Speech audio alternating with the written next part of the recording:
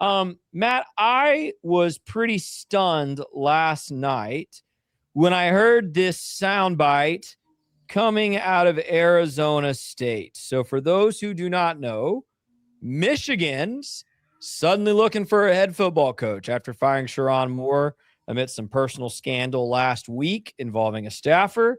And the two candidates who are considered kind of top of Michigan's list would be Alabama head coach Kalen DeBoer, who, of course, is preparing to coach in a playoff game Friday night, and Arizona State head coach Kenny Dillingham. And, of course, Kenny was asked about this by the media yesterday. Matt, listen to his response. My job is to try to do whatever I can for the people that are with me, right? The people that are in the foxhole, the coaches that are in the foxhole with me, is I got to do whatever I can to fight for those people, for my family, for everything from that perspective. And kind of, and I love it here. I've said that since day one. That's absolutely never changing. Absolutely never changing. So, yeah, that piece is never changing. Matt, I'm not the seasoned investigative journalist that you are, but that sounds to me like a man who's about to take another job.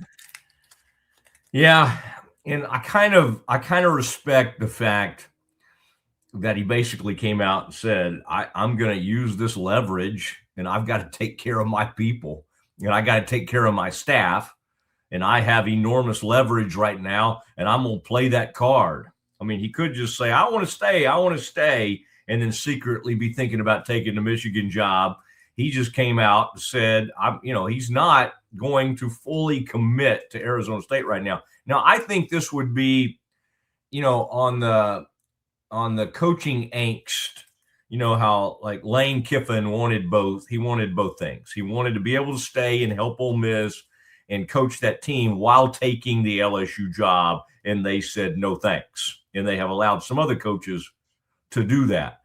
With Dillingham, man, I do think it's a more difficult decision than Kiffin had. I think Kiffin at the end of the day was like, they're all mercenaries, and he was fine taking the LSU job because it is a better job than Ole Miss.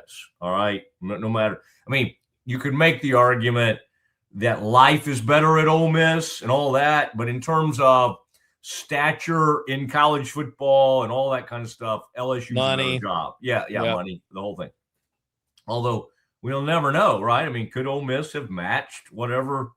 I mean, I think they probably would have, perhaps. But Michigan is – I was thinking about this earlier today.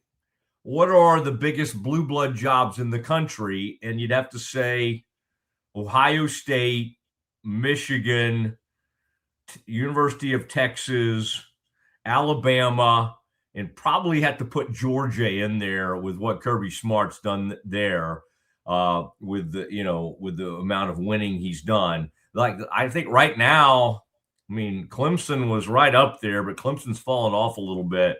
Those are all kind of the bluest of the blue bloods. I'd submit Notre Dame in that tier. Yeah. All right, that's fine. But I think if you're at Arizona State and Michigan comes calling, you almost have to do it. Now you have to listen for sure. And he's listening. Yeah. Now, it's a sack of snakes. I mean, Ward Manuel has had countless scandals. As far as we know, he's still the AD there. Like, it's a scary place to go because you're always just kind of like, they had one cheating scandal, then like a morally wrong cheating scandal that followed the sign stealing scandal, following other stuff. I mean, it's just like in the state of Michigan, they just cheat a lot, right? Michigan State had like horrible, whatever happened there. That was just horrible doctors doing horrific things on that campus. Or one doctor in particular, I think that was Nasser, as I recall. It's a creepy place to be, the state of Michigan. There's just a lot of craziness that happens there. I would not leave Arizona State if I were him. I would get every bit of money I could and I would stay. But I do think in the end it'll be impossible for him, right? I mean, like if you're Kenny Dillingham and you're a young dude in your 30s and you have this massive job come along, I mean, how do you not take it? I mean, it'd be like Ryan Day saying, well, no, I'm not going to go. Now, the problem is, much like at Ohio State, they were ready to throw Ryan Day overboard after he lost to Michigan last season, and all the dude went and did is he won a national title. I mean, these things don't last for long. I mean, even at Auburn, you would think, well, man, if you win a national title at Auburn, that ought to last for a while. No, it doesn't. I mean, Cam Newton won one when was Chiswick the head coach there? Yep. And then after that, didn't they have another like huge? Golly, did they win another one or did they just claim another one? It's like they won another. I mean, it's like every few years they'll have like an unbelievable team, and then they just fire the coach. The coach will get fired not that long after it. I'm trying to think who was there. Did Malzahn go there? And what did Malzahn do? I mean, there are 2 national titles that occurred there, and with it, look at LSU. I mean, Coach O was on top of the world, and Coach O wins a national title in 2019. And literally by 2021 season, he's getting his rear fired. It's crazy, but that's the way it works. That's why you got to be scared when you go to a place like Michigan. It's great and it's prestigious and all that, but it's not. They're not in the business of keeping people around for like long periods of time. Those days are over. I mean, even think about it, Ohio State. They ran Tressel out of there. And the guy was an incredible winner over something stupid. Like his players were signing like autographs or something. Like think about how quaint that sounds now. Literally, he had players signing some hats or autographs, and they're like, "Well, Tressel has to go. This is a bad scandal." Really? I mean, that's unbelievable. I mean, Tressel had to go. They moved on from one of the greatest college coaches of all time. No matter what you think. Now, I wish they would do that. That would be hilarious if Michigan hired Urban Meyer. Now, that would be the greatest ever, to go hire Ohio State's coach, you know. I mean, again, that guy's as sleazy as they come. But if you ask me who are the best 2 or 3 college football or like top 5 college football coaches of the last 25 years, you got to put Urban Meyer in there, Saban, Dabo, and that's where you start. That's where you start right now, and then Kirby, of course, Kirby Smart at Georgia. All right, what else do we have, sir? Campus Confidential. Yeah, just more portal news, Matt, and things are moving. I didn't realize this as we were talking the last couple of days. I'd been talking about Drew Messmaker as if he was already in the portal, and it only kind of officially got announced yesterday. So Drew Messmaker entering the portal, leaving North Texas officially as of 21 hours ago. And again, as I've mentioned before, Matt, apparently Oklahoma State is on the table here with Eric Morris being the head coach there, but Indiana, really in the thick of it here on the Drew Messmaker chase. And some analysts saying, Matt, that this guy should be the number 1 quarterback in the portal in most people's rankings over Raiola, over Lagway. Just kind of an interesting thought there that this kid that made his first ever, became a starter for the first time ever as a freshman at North Texas, is now maybe the most desired quarterback out there. You know, I'd put Leavitt number 1.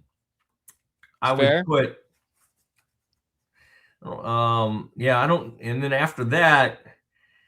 By the way, Leavitt, the other guy that Indiana is supposedly looking at. It's Leavitt and Messmaker, but LSU also the other team that's supposedly hot on Sam Leavitt, which that would make a ton of sense to me, by the way. Leavitt with Kiffin. Do you think Do you think this? I mean, wouldn't that be hilarious if like this guy won at such a high level and then just like 3 or 4 years from now retired? Talking about Signetti, like what if he just won like crazy, like he's doing now? They're number one in the country. I mean, heaven forbid he wins a national title, and then he coaches for 3 or 4 more years, and he walks away, and he literally would walk away as one of the greatest college football coaches ever. And that's even, I mean, and I think we can count his national titles or whatever he had in the past at James Madison or wherever he was doing stuff. But like, I just don't think, like in some ways, I think it would be better for him and his legacy if he didn't hang around and coach at Indiana for a decade. I mean, I'd love to see it. It'd be fun to watch him coach till he's 74, and he doesn't look like he's finished anytime soon. But it feels like in some ways it would be hard to sustain this at Indiana, yet he's done it, yet somehow here they are. And I just don't really have anything to compare this to. Like, honestly, what Dabo did at Clemson might be the best comparison. And you say, well, Matt, Clemson had won a national title. Well, yeah, it was with Danny Ford back in like 1981. I mean, so now that I think about it, sometimes I just kind of think through these things in my head as I'm presenting different things. That's a pretty good comparison. Again, you could make the argument, yes, Clemson had success, unlike where Indiana had basically not had success for 100 years. Clemson had that one brief amount of success. But I would say Dabo turning Clemson into a monster is a little bit like what Signetti is now doing at Indiana. But nobody's done anything. I mean, you have to go way back. What Bowden did at Florida State was turn kind of a dormant program into a monster. I would even say what Spurrier did at Florida. Florida had not been great for a while, and kind of was, just kind of, well, really since he played there. He did some great things for Florida. And then I think you have to say what the guy did at what Howard Schnellenberger did at Miami is he woke up a sleeping giant. Before there was Jimmy, there was Howard Schnellenberger.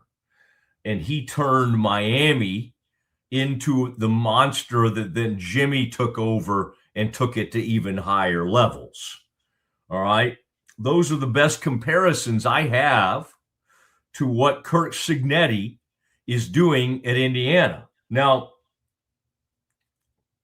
I don't want to miss the elephant in the room. What Art Briles did at Baylor, from 2000 when they turned into a monster, starting in about 2011 to through 2016, was one of the most unbelievable stories in sports, because that program was dead.